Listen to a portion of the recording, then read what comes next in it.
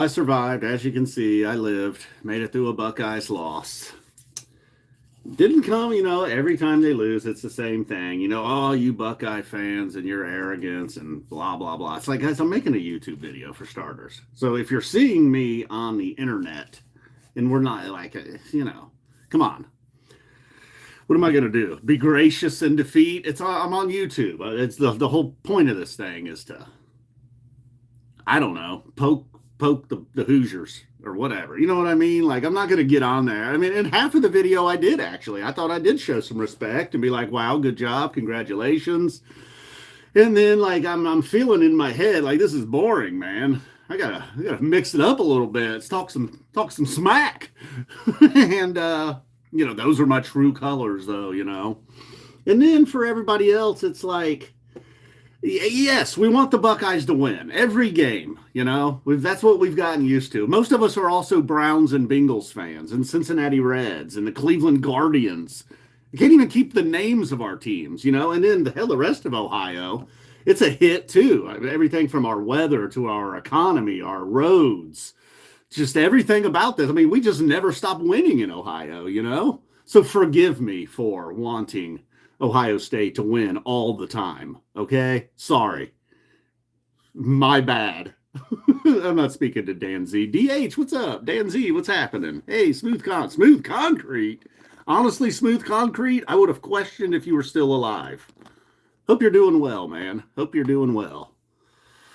So, it goes through that every time. I will say there's the good thing about the Ohio State losses is it does I make the videos. Usually the opposing team's fans get a kick out of them. Everybody has some fun in a moment that's not so fun for me. But this video didn't get really, I don't know, man. I guess Hoosier fans just don't really exist. I don't know. I don't know. Every time they lose, I can count on a hit. It's like, damn it. So that's why I try to make sure that I am respectful and say some things that show just show some props to the winners. And then, yes, at a certain point, the video is going to turn and I'm slowly going to get a little bit angrier. Then I'm going to start making excuses and pointing fingers. You're supposed to laugh. You're not supposed to get all uptight and send me some condescending rant. One guy started explaining coaching protocol to me. Shut up, man. I know. My only problem is I finally got confident in Ohio State. I've never, ever bet on Ohio State. Since betting's been legal in Ohio State, if I bet against them. And I'm like, all right, I'll accept my loss. The Buckeyes won. I finally was like, yeah, man, they got the best defense, the best offense. They're unbeatable. You can't lose. Well, I lost. I'm never betting on them again, man. I hate that. It's the worst. I'm much happier when I bet like, hey, look, last year I bet on Michigan, came through for me. But then unfortunately, I also bet on Tennessee. I bet on Oregon. I did not take Notre Dame. I take that back. The championship game, I just didn't bet on it. I was not betting Notre Dame. All right. So I really always do kind of feel like they're going to lose. I know people are like, oh, you arrogant Ohio State fans. But the reality is I always think they're going to lose these big games. Now, this goes back. I'm still traumatized from like the LSU and Florida national championship game losses. Lost to Vince Young in Texas. Lost a big game to Southern Cal one year. So I'm still traumatized from all that. I don't know where this whole you arrogant Ohio State fans. Why? Because you hear us on the internet being a little bit rah-rah. Come on, man. Get used to it. You're on the internet. And then with Indiana fans, look, I understand. All this winning stuff's new to them. They don't know what it's like. So I'll forgive some Indiana fans. But really, to act like Ohio State fans shouldn't fully embrace Ohio State and want them to win all the time is ridiculous. That's basically all we got in the state. Sports or non-sports. I mean, we got Mike DeWine. No Mike DeWine fans? Anybody? Oh, shit. I was like, where's all the chat? I don't know. I messed up. Yes, and Notre Dame missing the playoffs. And then I did kind of feel this morning like last year Alabama got the short end of the stick. So they're not above like sticking it to like a very big program. And since they did it to Alabama last year, I didn't think they were going to do it to Alabama 2 years in a row, and I was like, it's Notre Dame's turn. They're the perfect team to stick it to, and sure enough, they did. Hey, what's going on, Silas? Dead fish cheese spread, Maki Supa. What's happening? Oh no, you're going, huh? Uh-oh, you'll never be the same. Hey, what's up, Spud? No way. You moved to Huber Heights, the home of Braxton Miller? Well, maybe not the home of. It's where he's from, though. Yeah, Huber always get like Huber's one of the is like the suburb that everybody makes fun of, but I don't know why. It's just because it's just big, like everywhere around Dayton's a little bit rednecky. Hey, what's up, cauliflower man? I have not. It's been like almost 5 years since I touched it. Every now and then I do tell Mary, hey, you ever gonna slice up some cauliflower and bake it for me? Little olive oil, little pepper, and some salt, some minced onions. All right, never mind on the minced onions. But nope, I have not had any cauliflower. Well, I take that back. She made some cauliflower soup sometimes. It turns out it's like a puree. She just has this little device in the kitchen. She's like, oh, damn, dude, you work way out in Preble County? That's out there. So you got a bit of a drive from Huber Heights all the way to Preble.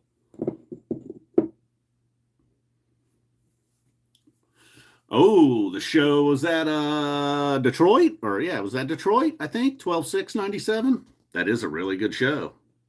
Oh, you got a request in, huh? Oh, shit, Dan Z, you're going as well? I think you're probably right.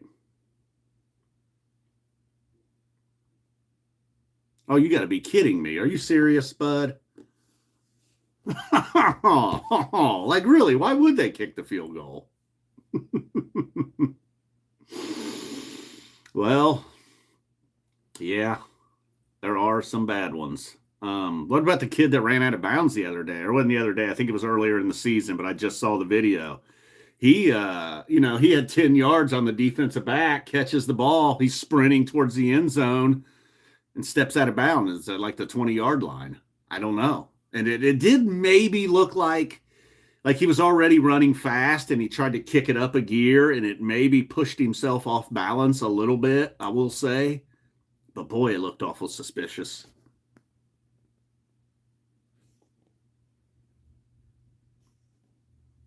Oh my God. As the clock expired, that's even worse. I was like, well, maybe they were doing the thing where they're like, look, we're down 10. We need 2 scores. Let's kick the field goal, maybe get an onside kick and get a miracle touchdown. But no, if you're telling me it's as time expired, yeah, you might as well just throw a Hail Mary or drop a knee. It's just like it's pointless at that point.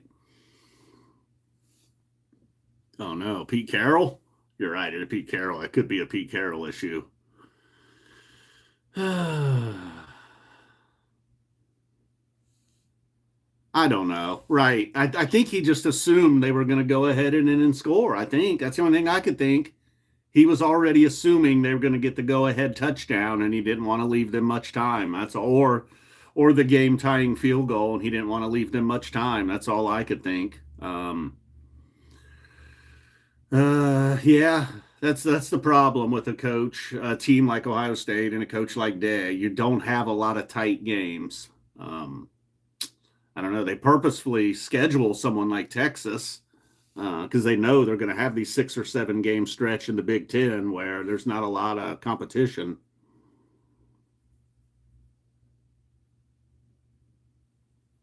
Yeah, I think so too, especially if it's a tight game. Urban Meyer wasn't much better. I'm starting to think all of these great coaches, they're great coaches when it comes to putting together a roster and whatnot.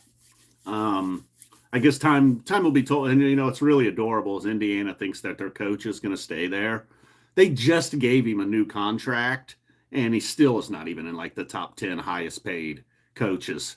So if they win a playoff game, they better rip that contract up and give him a new one. They should make him the highest paid coach in college football if they really wanted to keep him. But they're not gonna. He's gonna go somewhere else. Probably when Clemson fires Dabo next year, that's where Cignetti will go. But it is really adorable to see Indiana fans thinking he's going to be there long term.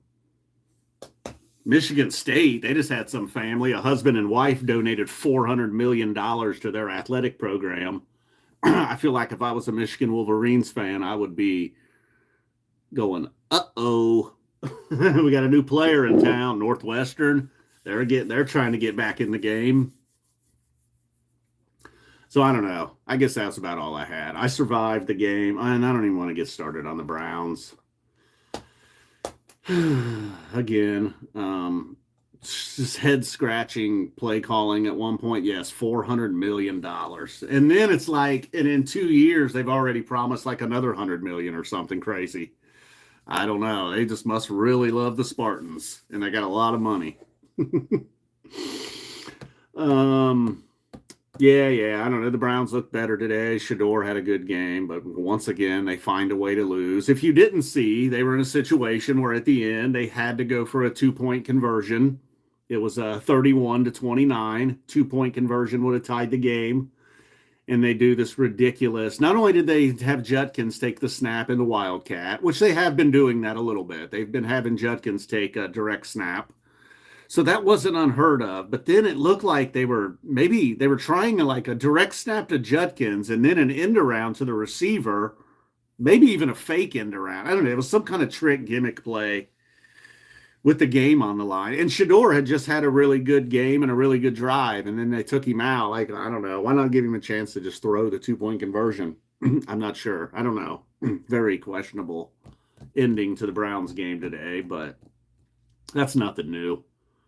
Kind of seems like everybody there's doomed. It's been a few years, but we're about to be at the point where just everybody gets fired and we have to start all over. That's depressing. See what I mean? So forgive me for fully embracing Ohio State and wanting near perfection, okay? You guys accept it when you claim Trey's a perfectionist and you accept it. Why can't I be that way as an Ohio State fan? All right, boom. It was really only like 2 people. Most people that commented were cool. But just like, oh, you arrogant Ohio State fans need humbled. It's just like it's bullshit. I'm not arrogant at all. Maybe a little bit on YouTube. And then, yes, if we beat Michigan, maybe I'm going to rub it in a little bit, but come on.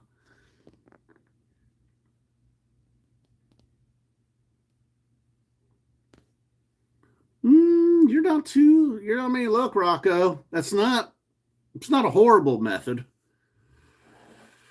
Yeah, I guess the new quarterback would be, yeah, David, I think you and I maybe had a little back and forth in the comments. Nothing bad though. You weren't even the guy I was referring to. It was the one dude who just seemed to not understand the internet. I don't know who he was. All right, boom. Guy told me to enjoy Ohio. Ohio State, I will enjoy. The rest of it, not so much. Can I have something? Out of here. Oh, uh-oh. The in-laws. The in-law Josie Wales. Wait, the stop button's over here. Well, good luck with that, Spud. I love my in-laws, though. I'm pretty lucky. I married into a great family. They might be watching. No, I'm just kidding. They are great. I'm lucky. Mary, she's okay. I like her family more than her at this point. Kaboom.